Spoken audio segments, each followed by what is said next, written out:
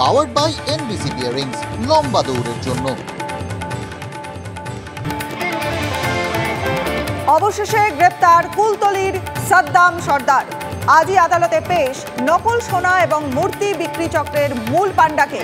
কিভাবে পাচার চক্র চালাতো, সুড়ঙ্গ তৈরির পিছনে কারণ কি, ধৃতকে হেফাজতে নিয়ে জেরা করে জানতে চায় কুলতলি থানার পুলিশ। গোপন সূত্রে খবর পেয়ে আলাঘর থেকে গ্রেপ্তার সাদ্দাম সর্দার। আশ্রয় দেওয়ার অভিযোগে পুলিশের জালে আলাঘর মালিক। ধৃত মান্নান খান সিপিএম নেতা, দাবি তৃণমূলের। এখনো ফেরার সাদ্দামের ভাই সহ চক্রের বাকিরাও।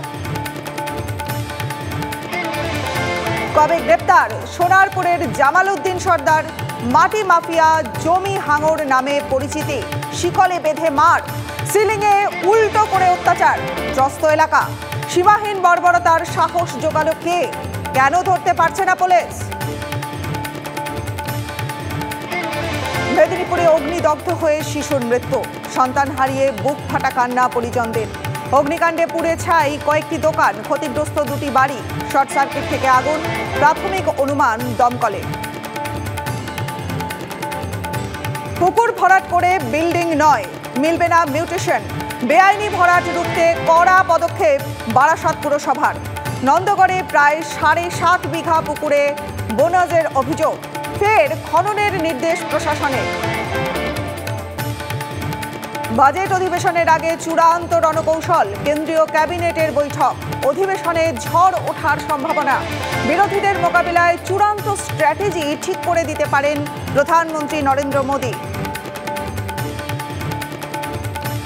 ডোডা যেন যুদ্ধক্ষেত্র।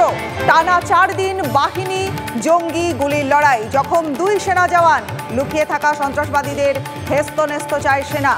এক অফিসার সহ 4 জওয়ানের বদলা নিতে মরিয়া যৌথ বাহিনী। আর কয়েক ঘন্টার অপেক্ষা। আজই শুরু পুরীর জগন্নাথ মন্দিরের রত্নভাণ্ডারের সম্পদ সরানোর কাজ। কড়া নিরাপত্তায় স্ট্রং রুমে রাখা হবে দুর্মূল্য জিনিস। পুরো প্রক্রিয়া ভিডিও রেকর্ডিং। এএসআই এর বিশেষজ্ঞদের দিয়ে ভিতরের ভাণ্ডারের অবস্থা পর্যবেক্ষণেরও পরিকল্পনা। পাওয়ার্ড বাই এনবিসি বিয়ারিংস, লম্বা দৌড়ের জন্য।